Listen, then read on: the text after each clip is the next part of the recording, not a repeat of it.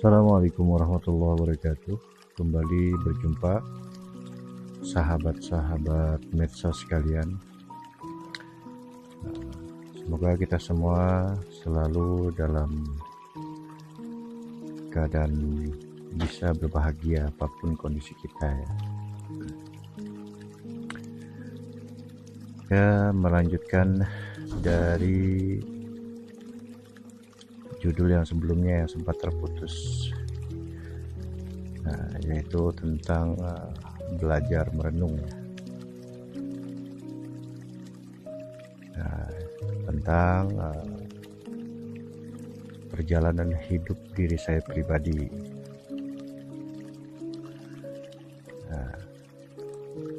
Atau mungkin kalau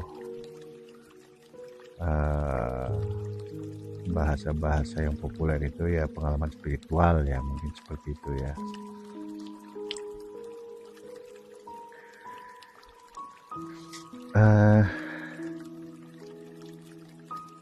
Sampai kemarin kepada saya putus asa ya dalam menghadapi penyakit-penyakit hati saya.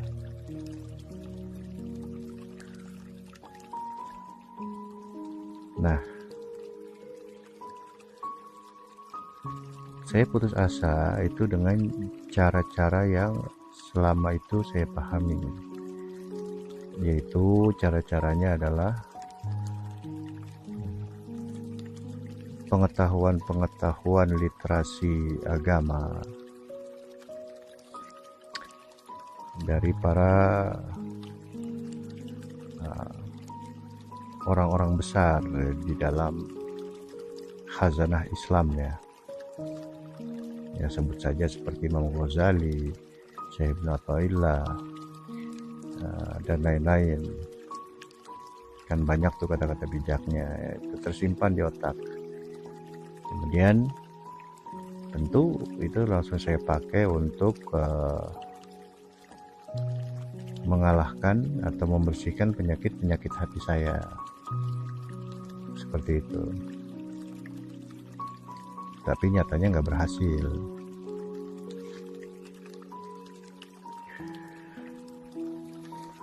Nah, putus asa dengan cara itu, tetapi keinginan saya untuk seluruh hati saya itu isinya adalah Allah itu masih kuat ya.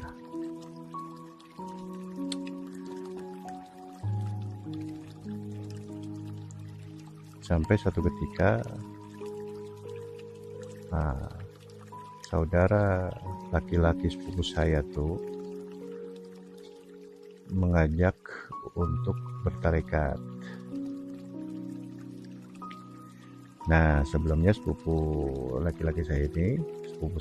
saudara saya ini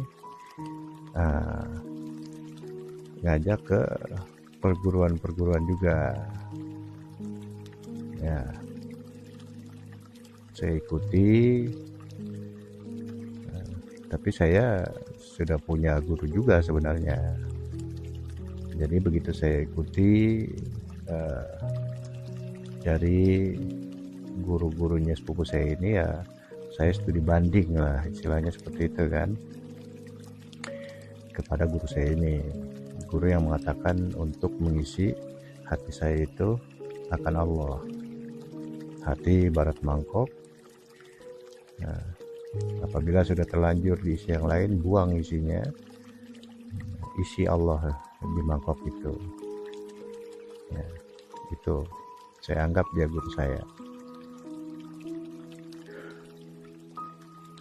Nah, di pengajian-pengajian sebelumnya itu saya kasih tahu guru saya ikut sepupu saya, itu gurunya gini-gini, dikasih arahan bahwa ya kesimpulannya ya jangan ikut lagi, seperti itu ya. Kesimpulannya di situ, dan saya setuju. Saya nggak langsung taat, maksudnya ya saya taat tapi saya coba teliti masuk akal apa enggak larangannya ini gitu. Ya saya rasa saat itu ya masuk akal, ya sudah saya nggak ikuti. Beberapa tahun kemudian, itu sekitar tahun 2017, kembali sepupu saya ini mengajak saya untuk ikut pengajian lagi, tapi lain lagi yang sekarang, yaitu berupa tarekat. Nah, kata-kata tarekat aja tuh, sepanjang saya dari kecil belajar agama itu, kata-kata tarekat itu asing banget buat saya. Itu.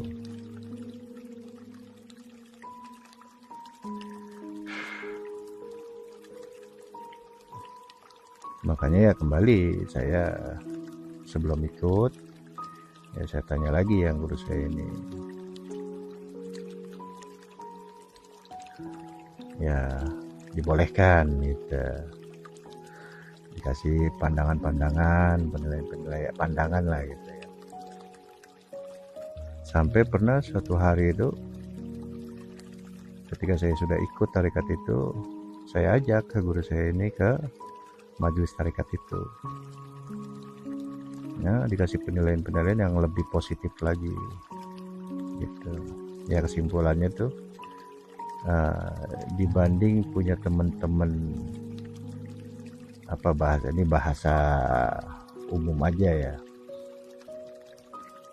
gambarannya tuh begini,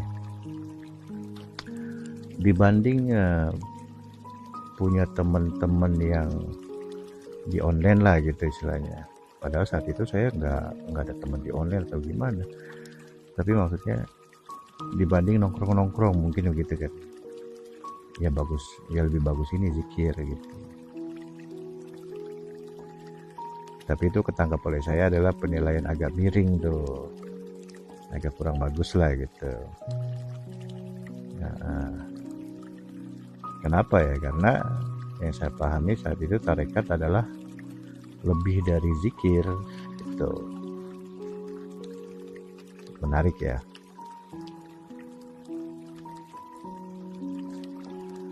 Tapi intinya penilaian positifnya setelah itu ya banyak ya, bagus. Seperti misalkan, ya mohon maaf ini tidak untuk menyudutkan ras manapun, di masyarakat ini kata komentar guru saya setelah saya ajak ke ikut ke pengajian itu, datang untuk survei lah gitu. Nah kata dia, di masyarakat itu berkembang bahwa ilmu-ilmu, apa bahasa dia saat itu ya, ilmu kesaktian dan segala macam itu dari Jawa itu hoax gitu, hoax gitu.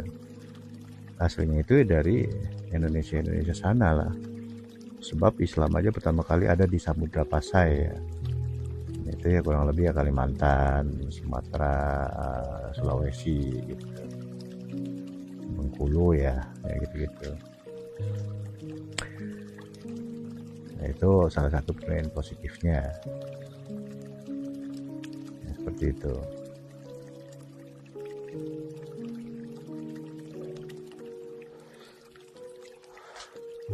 Tapi ya di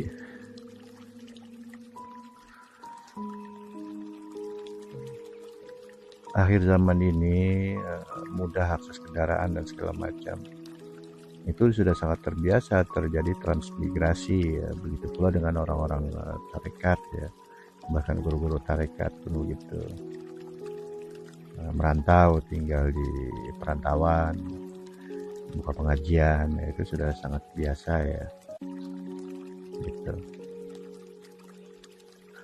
Karena ya saya ikut tarekatnya itu 2017 ya di Jawa Barat ya.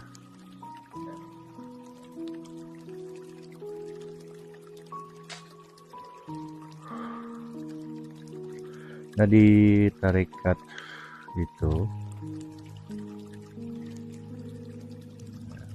seperti umumnya tarekat ya, Ya kalau di penjelasan dari utamanya Buya Razi lah, inti dari amalannya itu ya ada di situ.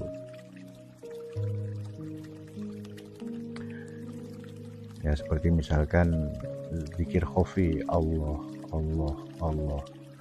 Ya, memang seperti itu. Gitu. Nah saya seperti kilas balik tuh. Saya dulu pernah tanpa berbaiat, tanpa bertarekat, bisa di hati itu berzikir Allah, Allah, Allah, seolah-olah seperti jalan sendiri dia, gitu. Tapi bedanya kalau ini ada yang mewadahi lah gitu. Nah seperti itu ya. Dan ini sebenarnya bukan termasuk rahasia, sebab di kitab Ihya Ulumuddin kayak karya Imam Ghazali itu ya ada dipaparkan di situ tentang zikir Allah Allah di kolbu tuh. Ya kemudian hadis Nabi kan, kiamat ditunda selama 40 tahun apabila masih ada satu orang hamba yang berzikir Allah Allah. Ya, jadi bukan suatu rahasia gitu kan. Nah yang rahasia itu adalah ada syariat atau teknis untuk mendapatkan ya, ilmu itu, atau rangkaian baiat lah gampangnya. Nah itu termasuk orang Tuhan seperti itu. Nah kembali kepada inti pembahasan, untuk mengalahkan penyakit hati saya gitu ya.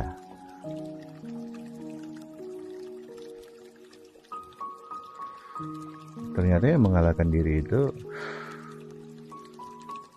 ada hadisnya juga. Setelah pulang dari perang Badar, Nabi Muhammad berbicara kepada Sayyidina Ali ya kalau nggak salah. Roja'na min jihadil asghar ila jihadil akbar. Kita baru pulang dari jihad kecil menuju jihad besar. Padahal saat itu setelah perang Badar adalah perang terbesar sepanjang sejarah kehidupan Nabi Muhammad ya. Kaget Sayyidina Ali kan, apakah ada perang yang lebih besar lagi ya gitu ya. Ya ternyata bukan perang fisik tapi jihadun nafs atau perang terhadap diri sendiri. Ya maksudnya memenangkan diri sendiri. Bahasa gampangnya adalah memerdekakan jiwa kita. Lebih dalamnya lagi memerdekakan ruh kita. Seperti itu. Nah cara-caranya tadi adalah rangkaian-rangkaian di dalam tarekat. Seperti itu. Nah, sesuai dengan hadis Nabi, obat penyakit hati adalah zikir ya. Nah, seperti itu. Nah, itu yang saya dapat. Nah, itu ada peningkatan. Saya mulai agak berdamai dengan diri sendiri. Dalam arti ya, penyakit-penyakit hati saya tuh sepertinya sudah agak bisa untuk sedikit-sedikit dijinakkan gitu. Tanpa perlu teori-teori, jadi nggak melibatkan otak lah gitu. Kalau sebelumnya kan melibatkan otak ya, pengetahuan kata-kata bijak apa yang saya tahu dari literasi referensi itu tersimpan di otak, kemudian begitu menghadapi masalah sehingga keluar penyakit hati, nah itu ngelawannya adalah pakai otak. Nah ternyata itu nggak tepat, karena dimensi otak lebih rendah dari hati, sedangkan yang mau dibersihkan adalah hati. Masa membersihkan yang lebih tinggi pakai yang lebih rendah, itu isi otak kita. Tapi bukan yang ilmu yang ditulis itu yang saya serap itu rendah, bukan seperti itu maksudnya gitu. Tapi ambil dari inti ilmunya, yaitu al ilmu fis sudur, ilmu adalah di dada, laisa fis sutur, bukan di tulisan. Kemudian al ilmu nurun, ilmu itu ya cahaya, gaib aslinya tuh, unsur Tuhan, unsur Allah itu sendiri. Nah, Allah kan salah satunya dalam Asmaul Husna ya al-alimu. Nah gitu-gitu ya. Nah kemudian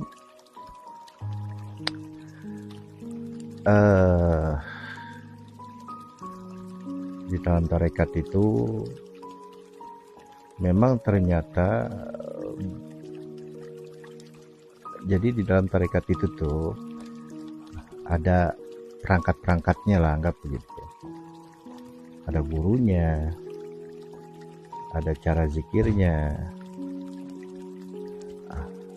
ada cara zikir lisan, cara zikir kolbu ya, zikir hati. Nah kemudian ada tahapannya gitu, dari ibaratnya tingkat 1 harus naik tingkat 2 jika sudah memenuhi kriteria gitu ya. Nah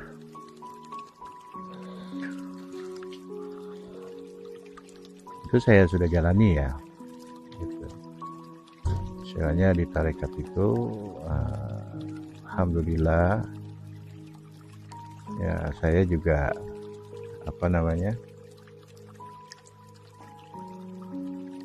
mendapatkan hal yang semestinya gitu ya. Targetnya kalau saya gitu ya, mohon maaf ini kawan-kawan sekalian, bukan untuk sok-sokan atau gimana, enggak, kan ini hanya untuk sharing-sharing lah ya. Nah target saya adalah untuk bisa menjinakkan penyakit-penyakit hati saya gitu. Itu tercapai. Nah di perjalanan maksimal itu tapi belum membuahkan hasil maksimal. Nah seperti itu ya. Nah kemudian tanpa bermaksud apa-apa dan tidak ada maksud yang buruk sedikit pun di sini.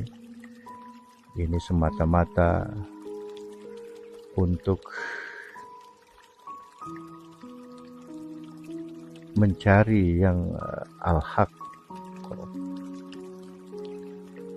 yang inti, yang sebenarnya, seperti itu.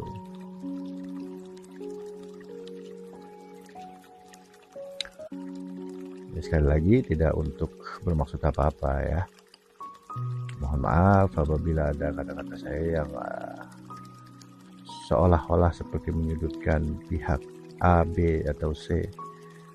Kalau memang itu terjadi saya mohon maaf, tapi saya tidak bermaksud demikian.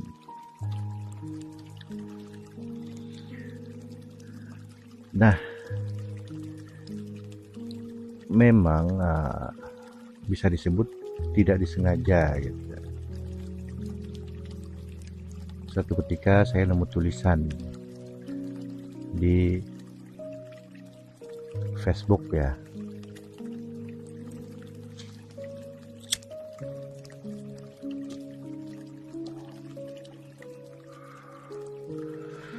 Saya nemu tulisan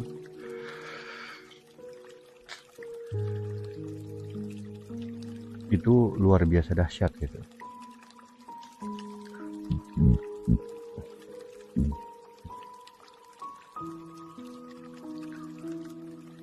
Saya masuk ke halaman itu.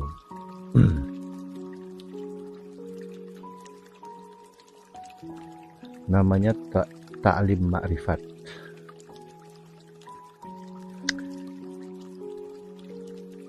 Luar biasa berani itu tulisannya. Fenomenal dah. Ibarat siang hari, nggak ada angin, nggak ada hujan, tiba-tiba ada geluduk, ada geledek, ada petir menyambar-nyambar. Tuh. Kalau mendung, banyak angin, apalagi gerimis, menjelang hujan besar, ada petir, itu wajar ya. Ini tengah dibolong lah bahasanya kalau kata orang Betawi mah. Ada petir menyambar. Nah, itu kiasnya seperti itu ya. Tapi intinya bukan itu. Saya lihat isinya, esensi dari kata-katanya, maksud dan tujuan dari kata-katanya. Kemudian saya coba cari sumber-sumbernya ya, referensi dari yang dikatakan itu, kuat atau enggak, dalil-dalil ya bahasanya. Oh, itu dahsyat ya. Dahsyatnya itu adalah malah itu kata-kata itu kesimpulan, merangkum seluruh disiplin ilmu. Yang saya tangkap itu seperti itu. Sampai saya pribadi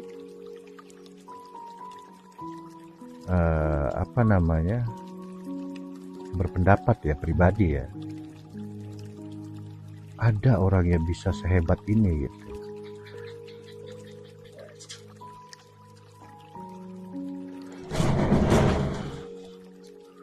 Contohnya bisa merumuskan dari alam-alam Tuhan, dari yang paling tinggi sampai yang paling rendah.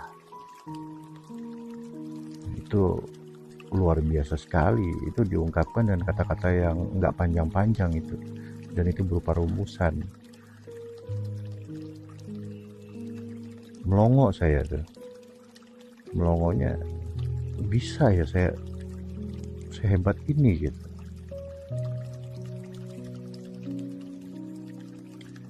Ya, terus saya ikuti. Kadang-kadang juga ya saya sama kata-kata yang apa ya bahasanya itu, kalau bahasa orang nggak adab lah ya,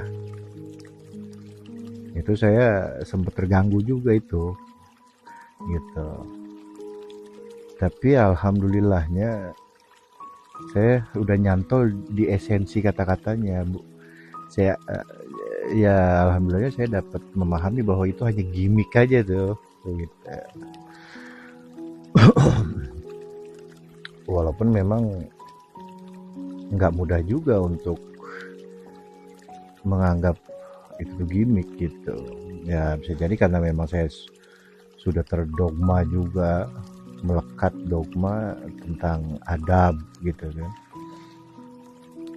Ya bukan berarti adab itu jelek, nggak begitu. Tetapi adab itu harus dapat dari sumbernya, harus terbentuk adab kita itu dari sumbernya, yaitu Sang Maha Adab, ya Allah sendiri, maksudnya Tuhan, seru sekalian alam gitu ya. Kemudian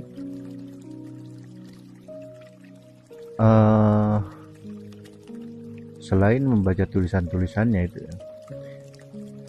saya nonton uraian dari video-videonya tuh, baik di Facebook ataupun YouTube. Nah,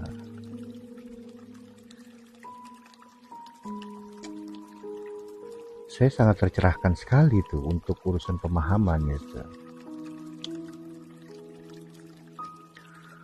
Bahkan yang tadinya saya hanya tahu tentang penyakit hati saya, itu saya bisa terbayang penyakit hati saya tuh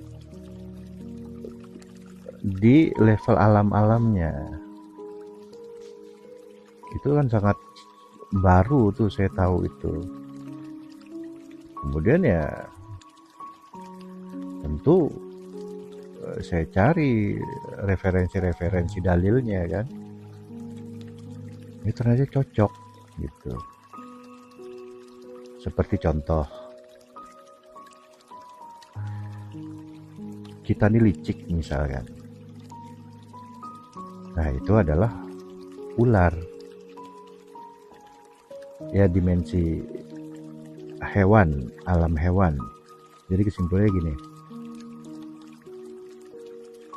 alam hewani itu adalah alam nafsu rendah. Nafsu rendah ya. Itu saya dengar kata-kata itu aja tuh, wih, dahsyat sekali loh. Itu luar biasa itu. Ya memang ya, kalau dilihat sekilas kayak misalkan kalau kita orang yang mudah marah, nah, itu macan. Ya saya lihat macan atau singa itu ya nggak boleh salah dikit tuh gitu.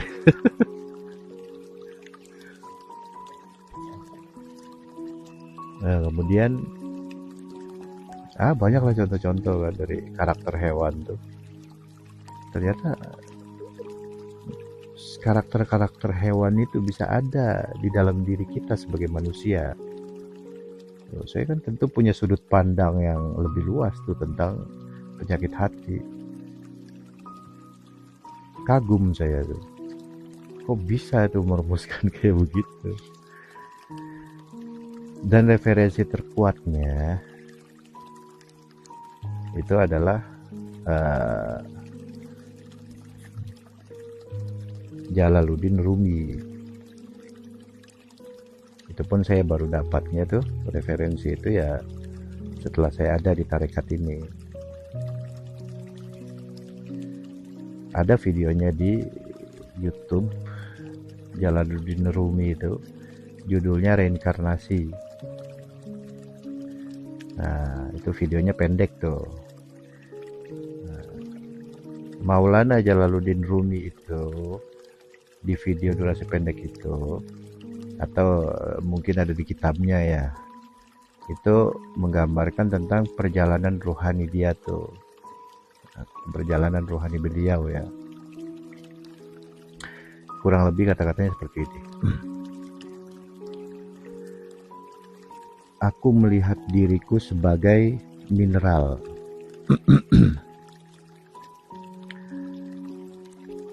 Kemudian aku melihat diriku sebagai batu atau apa gitu, benda lah. Kemudian aku melihat diriku sebagai hewan. Kemudian aku melihat diriku sebagai manusia. Dan sekali lagi aku mati sebagai manusia. Kemudian aku melihat diriku sebagai malaikat. Ingat ya cluenya tadi ya. Aku melihat diriku sebagai manusia. Setelah aku mati melihat diriku lagi, melihat diriku sebagai malaikat. Itu sebenarnya kematiannya tuh.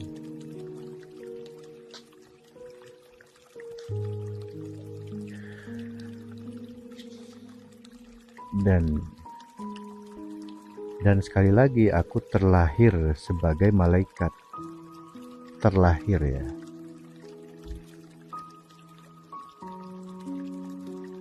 Kemudian aku terlahir sebagai entitas makhluk yang tidak aku kenal. Kemudian aku terlahir sebagai apa tuh, dan kembali kepada kesunyian. Pokoknya kata-katanya seperti itulah. Agak rumit ya kata-katanya, tapi intinya itu menggambarkan tentang karakter-karakter diri yang mewujud gitu. Itu luar biasa dahsyat kan. Jadi kesimpulannya tinggal tugas kita tuh hanya mendekat kepada Allah. Walaupun mendekat kepada Allah itu panas,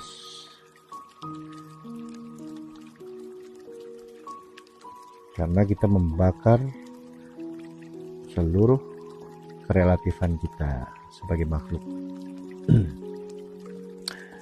Ibaratnya kita mendekat ke matahari, merambat melalui cahaya matahari untuk sampai kepada matahari. Ya makin dekat ke matahari ya makin panas. Tapi ya tentu tenang saja, karena asalnya kita itu adalah yang matahari itu. Itu gambarannya. Ya di perjalanan saya itu sampai kepada titik itu. Nah, dari halaman Facebook Taklim Ma'rifat, membaca tulisan-tulisannya,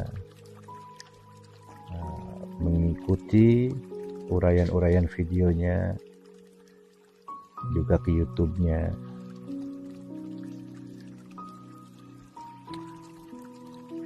Sampai pada kesimpulan ya saya masuk ke dalam tarekat, ke dalam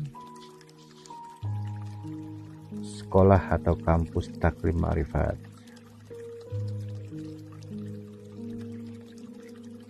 Ya, itu hanya baju aja untuk, ya aslinya adalah Thariqah Naqsabandiyah Khalidiyah. Seperti itu, sahabat-sahabat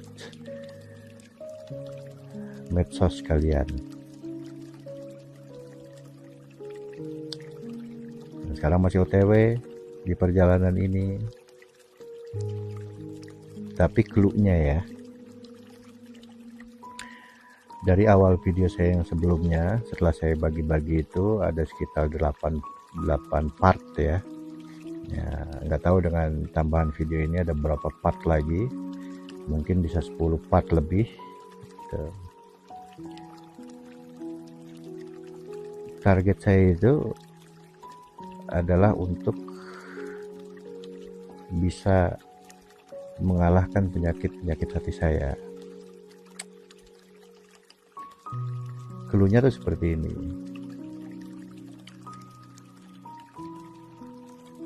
Penyakit hati itu dia alamnya di bawah alam manusia. Nah itu tadi, penyakit hati adalah alam hewani. Ternyata itu adalah nafsu hewan, itu nafsu rendah yang ada di dalam diri saya. Nah di MDZ, Majelis Zikir Thariqah Naqsabandiyah Nusantara ini, atau yang disingkat MDZ TNKN ini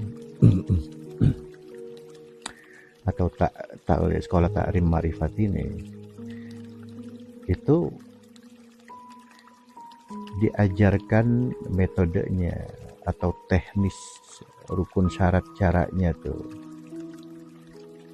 yaitu kita naik dari alam rendah ini ke alam yang lebih tinggi, atau istilah zaman sekarang kuantum.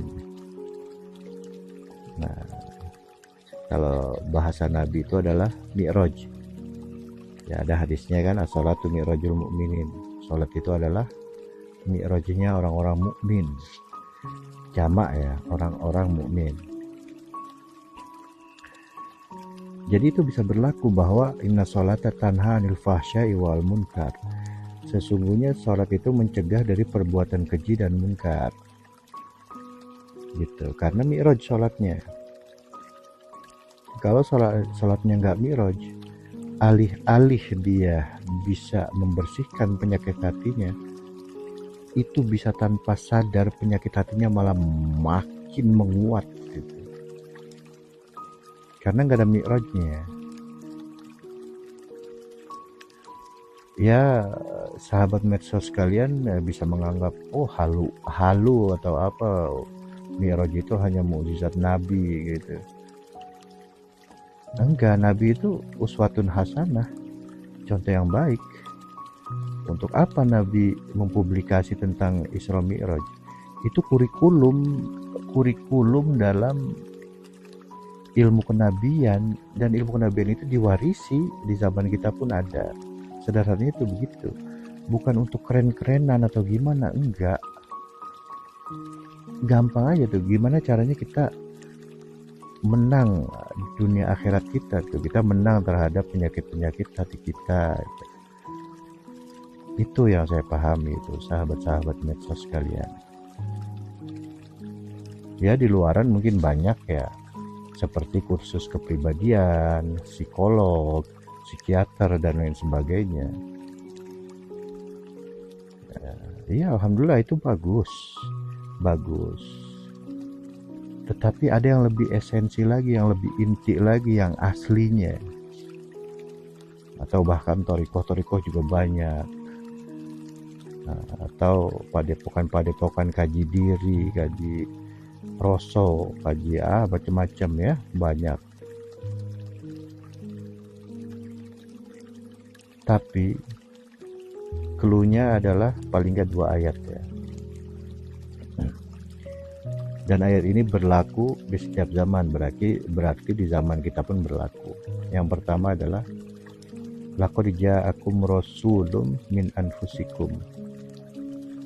Sungguh telah datang kepada kalian satu orang utusan di setiap zaman. Utusan ya, bukan berarti dia ngaku rasul atau ngaku nabi, enggak begitu. Utusan aja itu. Masa di zaman kita enggak ada utusan dari Allah, kan gitu. Ya harus ada. Ya kalau enggak ada utusan dari Allah, dunia ini udah kiamat, habis sudah gitu. Bagaimana bisa kita berzikir Allah kemudian menunda kiamat 40 tahun sesuai dengan hadis Nabi? Nah itu ada masternya, istilahnya seperti itu. Nah kemudian ayat yang kedua adalah wa'lamu anna fikum Rasulullah. Ketahuilah sesungguhnya di dalam kelompok kalian, di dalam zaman kalian, ada satu orang utusan Allah. Bukan ngaku-ngaku nabi, bukan ngaku-ngaku rasul, enggak begitu. Estafet aja, pewaris gitu. Enggak mengaku apa itu, tuduhan-tuduhan miring itu. Enggak gitu. Karena ada juga ayat Qur'annya, tidak memanggil rasul dengan sebutan rasul lagi gitu-gitu kan. Ya, sebutan nabi itu selesai di zaman Nabi Muhammad. Ya sebutan rasul pun aslinya udah selesai di zaman Nabi Muhammad. Tapi lihat artinya, rasul adalah utusan. Utusan itu ya setiap zaman pasti ada gitu. Ya sama seperti presiden di Indonesia. Sepanjang berdiri Indonesia, presiden, pemimpin negara itu ya presiden. Ya dia bukan manusia. Rasul pun bukan manusia. Utusan itu bukan manusia. Itu cahaya Tuhan, ibarat matahari dan dunia. Nah, Rasul itu adalah cahaya mataharinya. Hanya itu sebenarnya. Nah, presiden itu menempati diri orang. Nah, Di awal adanya Indonesia, ya presidennya siapa? Ya Soekarno. Presidennya itu entitas metafisik. Wujud Pak Karnonya, nah itulah ibaratnya presidennya itu melekat pada diri Soekarno-nya, diri Pak Karno-nya melekat ya, plek, sampai selesai purna jabatannya digantikan oleh yang lain, Pak Harto, plek, ya presidennya berganti menjadi Pak Harto. Gitu. Tapi sebutan Rasul itu ya sudah tidak ada, maka disebut adalah mursyid. Ya mursyid itu bukan manusia, tapi menempati pada diri manusia. Sama seperti presiden dan orang-orangnya tadi yang menempati jabatan presiden itu. Presidennya bukan orang, entitas jabatan, entitas potensi gitu. Nah seperti itu. Jadi clue-cluenya seperti itu. Kita itu ternyata ya, saya pribadi baru tahu, ini kan tentang diri saya ya, dari awal-awal video, harus memenangkan diri saya dunia dan akhirat, seperti itu.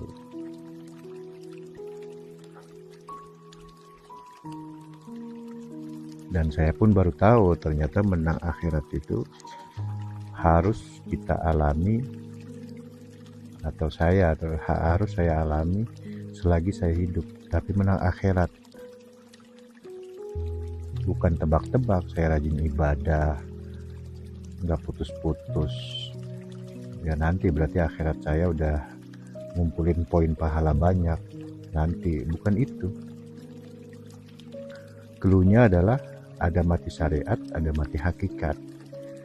Nah, untuk bisa memastikan menang akhirat, melewati jalur mati hakikat. Ya seperti itu ya. Itu pun saya baru tahu. Lengkap kan penjelasannya. Ya alhamdulillah saya dipilih. Apa bahasanya? Berizki ya. Saya berizki masuk di dalam ilmu ini. Ya tinggal wajah hidup fisabilillah, ya itu. Saya terus menempa diri saya. Tapi sebenarnya enggak berat ya kalau memang sudah, kan gini ya. Di dalam ilmu ini tuh ibaratnya, ini kalau kias saya, ini versi saya ya, dengan menggandeng unsur ketuhanan, ilmu ini adalah menggandeng unsur ketuhanan kan gitu ya, kerasulan tadi atau mursyid tadi kan ya, itu saya sebut menggandeng unsur ketuhanan. Dari awal-awal perjalanan tuh, awal-awal berproses, itu ibaratnya seperti saya manggul beras 50 kilo, karung beras 50 kilo. Kalau dengan menggandeng unsur ketuhanan, nah beras 50 kilo ini itu diangkat bertiga atau berempat, ada yang bantuin. Jadi enteng sebenarnya. Jadi karena ada yang bantuin. Nah, jika mengarungi hidup, kemudian apalagi bertarget untuk bisa mengalahkan penyakit-penyakit hati diri kita sendiri, memenangkan diri kita sendiri, tapi tidak menggandeng unsur ketuhanan, yaitu seperti mengangkat karung 50 kilo ya sendiri. Sebelumnya belum pernah ngangkat karung lagi 50 kilo beras karung kan. Ya pada akhirnya keteteran, ya kalah lah gitu. Ya maksudnya apa? Nggak berhasil gitu. Alih-alih untuk membersihkan diri sendiri, melakukan segala macam ibadah sesuai dengan ayat Quran, inna sholata tanha 'anil fahsya'i wal munkar. Jika tanpa menggandeng teknologi unsur ketuhanan, jika tanpa menggandeng teknologi agama ini, ya maka alih-alih bisa tanha atau mencegah perbuatan keji dan munkar, malah makin keji, malah makin munkar. Cuman lebih rapih, lebih sistematis, lebih tersembunyi. Itu sangat berbahaya dan lebih nggak sadar kalau itu lebih menguat keji dan mungkarnya. Itu fakta di lapangan berbicara seperti itu. Saya pun melihat diri saya dulu begitu. Boleh saja misalkan yang menyimak video ini mengaku-ngaku, oh tidak, saya ini orang baik apa segala macam. Buktikan dulu di meja akademis kalau kata Rocky Gerung itu. Apa? Diilmiahkan dulu. Pasti akan ketahuan. Ternyata niat hati mendekat kepada Tuhan tapi nggak menggandeng unsur Tuhan, alih-alih ingin mencegah dari perbuatan keji dan munkar, tapi makin melekat keji dan munkarnya itu hukum pasti. Saya lagi nggak ceramah ke luar ya, saya lagi ngomongin diri saya ini mah, nasihatin diri saya gitu ya. Para pemirsa, sahabat-sahabat medsos sekalian, ya, saya rasa cukup sekian. Mohon maaf apabila banyak kekurangan-kekurangan. Apabila ada salah-salah kata, saya mohon dibukakan pintu maaf sebesar-besarnya. Ini mas saya lagi ngomongin diri saya ya. Nah, sahabat medsos sekalian, salam bahagia. Jangan lupa untuk selalu bahagia, karena aslinya kita adalah makhluk bahagia. Ilahi anta maksudi wa ridhoka matlubi. Assalamualaikum warahmatullahi wabarakatuh.